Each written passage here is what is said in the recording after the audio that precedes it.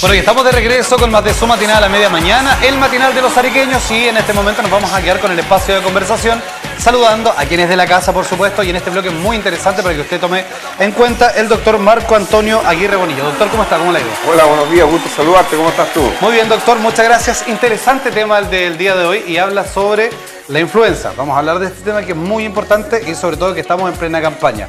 Doctor, ¿de qué se trata? ¿Qué es la influenza? Para poder entender bien y armar este concepto completo. Mira, la influenza o gripe es una infección respiratoria aguda producida por virus, particularmente por los virus de la influenza A, B y C. Los que producen mayor problema desde el punto de vista epidémico o pandémico son los virus A y el B en menor escala. Ahora, estos virus producen y conllevan el riesgo de alta morbimortalidad, o sea, tú puedes tener complicaciones y eventualmente puedes hasta morirte producto de esta enfermedad. Doctor, cuando hablamos de las campañas de vacunación que se realizan y son campañas en todo Chile, ¿afecta, por ejemplo, el tema de la temperatura? ¿Cuando hace frío? ¿Cuando hace calor? ¿Cuándo es donde aparece más este bicho de la influenza? Mira, el virus de la influenza, como casi todos los virus respiratorios, empiezan fundamentalmente en el periodo de los meses fríos, en nuestros climas templados, vale decir, tradúzcase en los meses de otoño y de invierno, es el periodo peak del punto de vista de la enfermedad respiratoria aguda y producidas por virus en particular. Por lo tanto, la influenza sigue el mismo ciclo. Tú tienes normalmente el periodo de prácticamente de abril, ¿no es cierto?, que ya empezamos el otoño y termina más o menos a fines de agosto. Es el periodo de mayor compromiso de estas enfermedades respiratorias y de la influenza en particular. ¿Cómo se transmite la influenza? El mecanismo de transmisión es bien simple, es a través de las gotitas de saliva que provienen de la vía respiratoria que tú expeles cuando tú estás conversando, estás tosiendo, estás estornudando. Por eso es que lo primero que se recomienda es que cuando tú estás con un síntoma respiratorio, sobre todo en periodo de riesgo, es que tú ojalá, digamos, si vas a toser o estornudar, dirijas tu cara hacia otro punto, no hacia el interlocutor.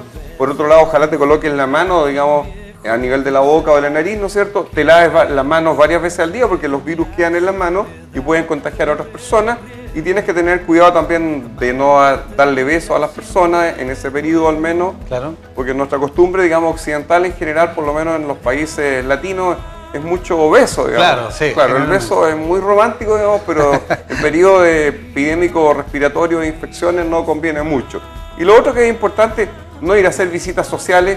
A ver, yo lo veo de repente, dicen, vamos, nos enfermamos porque fuimos a ver a Pedrito o a Pablito que estaba con 40 grados de temperatura. Llegaron todos enfermos a la casa, o sea, ese momento no es para hacer, digamos, vía social. Llamen por teléfono, pregunten por el enfermo, preocúpense ante él, pero no lo vayan a visitar. Y responsabilidad de quien está con el virus, quien está resfriado, está enfermo, diga, mire, ¿sabe qué? No me venga a visitar el día de hoy porque estoy muy complicado, estoy con fiebre, estoy resfriado.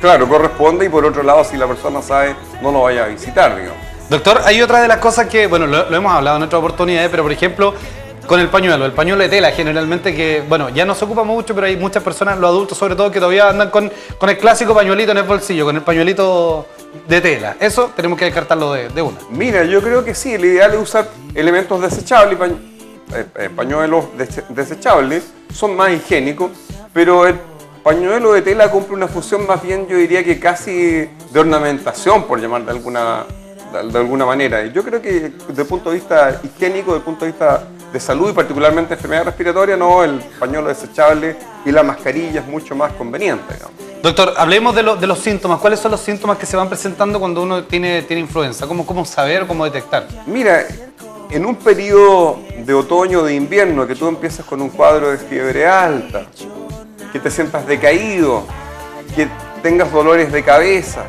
dolores musculares o articulares, que tengas un poco de dolor de garganta y estés con tos, lo más probable es que en ese periodo estés presentando un cuadro de influenza. Eso es lo característico. Obviamente, como todos estos cuadros, y lo que sucede en medicina, el espectro es bastante amplio.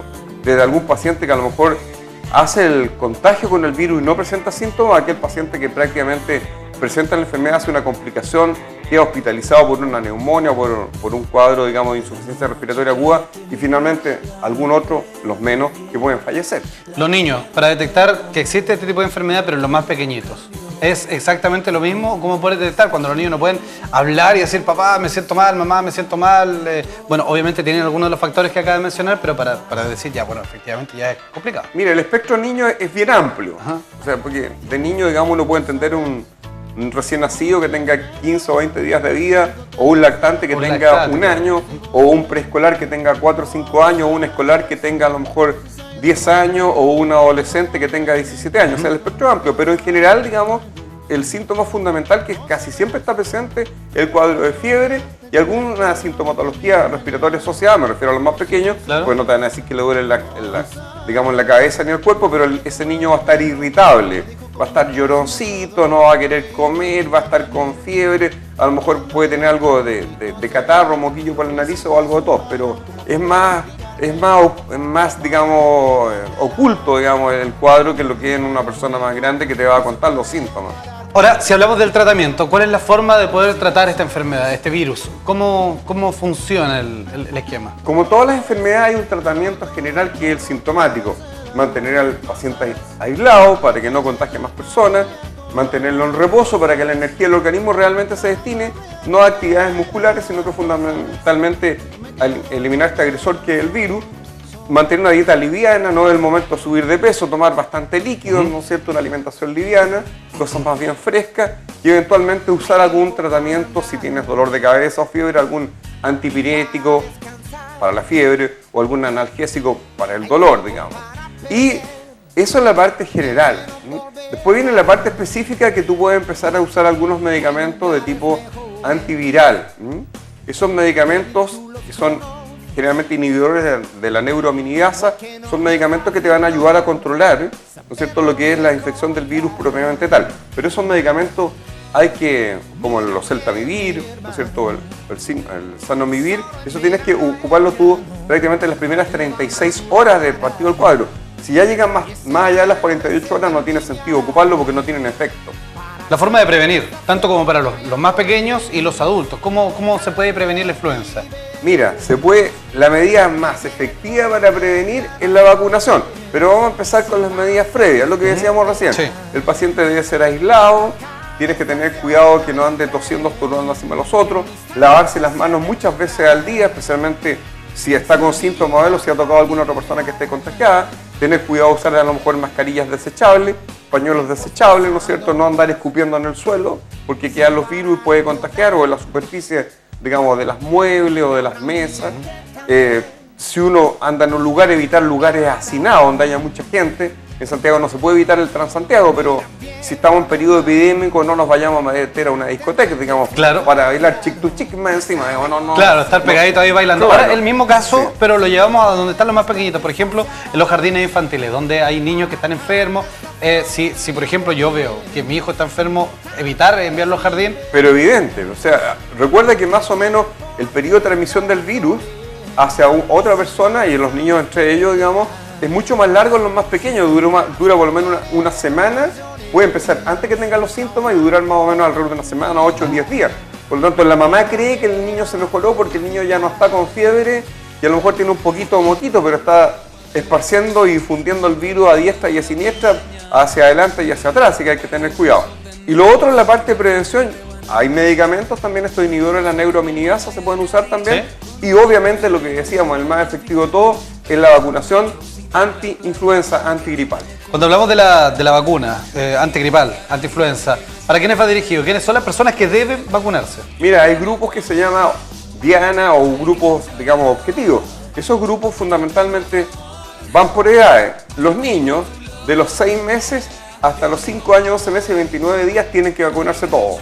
Los pacientes adultos mayores de 65 años, todos debieran ser vacunados. Los pacientes que sean portadores de enfermedades de tipo crónica, ya sea respiratoria, cardiovasculares, neurológicas o neuromusculares, debieran ser vacunados, o aquellos que tengan problemas de inmunodeficiencia. Los pacientes o las personas que trabajan, por ejemplo, como trabajadores de salud, en áreas de alto riesgo tienen que ser vacunados. Las personas que trabajan en plantas de avícola o en centros de criaderos de cerdo tienen que ser también vacunados. ¿Qué otras personas ya mencionamos? Me parece que esos son los grupos más importantes, no sé si se me escapa alguno, digamos, en especial. Doctor, para las personas que dicen, no sé, yo me vacuné el año pasado, no tengo que vacunarme este año, si ya me vacuné, ¿es necesario vacunarse nuevamente? Mira, como estos virus mutan mucho y cambian su característica genética, la vacuna sirve más o menos para aproximadamente un periodo de un año. O sea, al año ya tienes que vacunarte o no, o sea, la vacuna hay que repetirla todos los años. Y esta vacuna, lo que sucede en el periodo de invierno en el hemisferio norte es lo que nosotros replicamos como vacuna protectora, de acuerdo a los expertos de la OMS, de la Organización Mundial de la Salud, en el periodo, digamos, invierno-otoño venidero. O sea, nosotros vamos a usar una vacuna que se supone que fue útil en el periodo anterior, de acuerdo a los virus que se presentaron en el hemisferio norte. Esas son las características. Son las características, doctor. ¿Existe alguna contraindicación para las personas que se vacunen? ¿Existe alguna restricción? ¿No se pueden vacunar estas personas? ¿Existe alguna diferencia? Mira, si hay restricciones, son las menos. Pero si tú, por ejemplo, has tenido una reacción severa a la vacuna certificada por médico, ¿no es cierto?, en el periodo anterior, no debieras vacunarte. O por lo menos debieras consultar a tu médico si que te da el pase. Segundo, si tú eres alérgico al huevo, no debieras vacunarte porque la vacuna se prepara con huevo. Si tú tienes o has recibido gamma globulina, la gamma globulina te inactiva la vacunación por un periodo de 12 semanas. Si tú tienes, digamos, ¿qué otro caso más podría ser? Tú estás con un cuadro de fiebre, no debieras vacunarte y posponer la vacuna. Eso es importante recalcar. Si una persona está con fiebre en el momento de vacunarse, es recomendable esperar a pasar un cuadro febril y vacunarse después que ya no tenga fiebre. Si está resfriado, ¿se puede vacunar? No, si está resfriado, tienes un poquito moquillo, algo de todo, no es contraindicación a vacunarse. Pero si tú estás con un cuadro de fiebre, se recomienda posponer la vacuna. Esa es una limitación, digamos, o una contraindicación transitoria, porque claro, se te pasa el cuadro de fiebre y te puedes perfectamente vacunar y no hay problema en ese sentido. Entiendo que dentro de la campaña, que es una campaña que estamos viviendo ahora, bien conversábamos en comerciales, doctor, es una campaña que tiene una duración de aproximadamente 2 meses y esta vacuna, ¿tiene algún valor? ¿Dónde se puede encontrar? Mira, la campaña de vacunación empezó el 15 de marzo del 2017, o sea, hace algunos días atrás, y termina teóricamente el día viernes 12 de mayo del 2017. Son 2 meses de vacunación. Pero hay otro parámetro más que cuando no se cubre la cobertura del 80% de la población objetivo, que son los que mencionamos recién, edades, digamos, de niños de 6 meses a 6 años, pacientes mayores de 65, pacientes portadores de enfermedades respiratorias crónicas, trabajadores de la salud, qué sé yo, trabajadores de planta agrícola o criaderos de cerdo. Cuando eso no se logra vacunar el 80% de esa población, el periodo se extiende hasta que se alcance ese porcentaje de vacuna. O sea, el llamado es a las personas que estaban dentro de las edades que usted nos había mencionado, es que vayan y asistan y se vacunen a los diferentes servicios médicos. Ahora, ¿por qué? Esta vacuna, tú me preguntabas, y sé lo que va, es gratuita. Es totalmente gratis. Gratuita para aquellos que estén en grupos objetivos, o sea, los de riesgo. Para los otros, yo me puedo vacunar, si yo tengo 20 años, me puedo vacunar y no tengo ninguna enfermedad, me puedo perfectamente vacunar, pero me la van a cobrar. Claro. Pero los que son de grupos de riesgo, esos son gratuitas. ¿Dónde se pueden vacunar? En cualquier consultorio público o en algunas clínicas privadas que tengan convenio con el Ministerio de Salud Pública. Tradúzcase que en nuestro caso, la Clínica San José no tendrían problema en vacunarse ahí. No les van a cobrar a aquellos grupos que son grupos de riesgo. Pero hay que tener en cuenta que la vacunación, una vez que yo la recibo, para que me empiece a proteger pueden pasar 2 a 3 semanas. Entonces, si yo estoy esperando que aparezca el brote epidémico de influenza para ir a vacunar, voy a llegar atrasado porque la vacunación no me va a tener efecto. Y otra cosa importante, la vacuna protege contra el virus de la influenza. Si yo me tomo un virus, digamos, de otro tipo, un adenovirus, un sincicial respiratorio, que son virus frecuentes, me va a producir síntomas respiratorios, porque no es ese el objetivo. Esta vacuna está destinada a proteger a esta población de riesgo. ¿Por qué? Porque esos pacientes pueden tener complicaciones. Otitis media aguda, neumonía fundamentalmente. Algunos hacen cuadros más graves. Por ejemplo, un síndrome de Guillain-Barré, que le puede significar al paciente quedar hospitalizado con riesgo de muerte. O cuadros de encefalitis, o cuadros de miocarditis, digamos. Entonces, para proteger a ese grupo de pacientes, es que se usa la vacuna y hay que usarla de forma adecuada. La vacuna, digamos, protege a aquellos grupos de riesgo. Y los otros pueden recibirla también, pero como no son grupos de riesgo, se los van a cobrar. Exacto, pero lo importante es poder ser parte de esta campaña, doctor, como bien menciona, hasta el mes de mayo aproximadamente, que nos comentaba usted, ¿hasta cuándo? ¿Hasta el 14 de mayo? Hasta el 12 de mayo, son 2 meses. Es probable que eso se amplíe, pero no esperemos el último momento porque vamos a tener el virus de la influenza encima y ya vamos a tener que empezar 2 o 3 semanas para que esta vacuna nos proteja contra este virus, digamos. En eso hay que tener cuidado. Por supuesto, doctor, queremos agradecer su visita a nuestro matinal, de verdad que son datos muy útiles y por supuesto el llamado a que sea parte de esta campaña 7 Grupo Objetivo para que se acerque. Tengo una consulta, ¿no? ¿Qué dicen?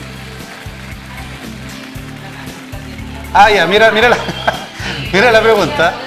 Doctor, ¿se entendió? Nos preguntan si se pueden vacunar las personas que estén con algún tipo de resaca. Por ejemplo, si están dentro del Grupo Objetivo y estuvieron viendo el partido de Chile-Venezuela el día de hoy y mañana tienen pensado ir a algún consultorio. No quiero mirar a nadie en particular de las personas que trabajan en este respetable, digamos, canal y medio de comunicación, pero en todo caso no tendrían contraindicaciones, digamos.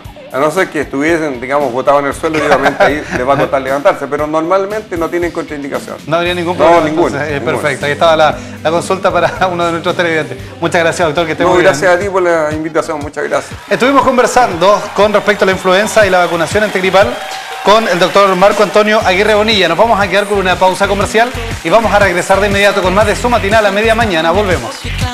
De seguro te mareé con mis idas y vueltas, te cansé con mi cámara lenta y aunque trato nunca puedo apurar mi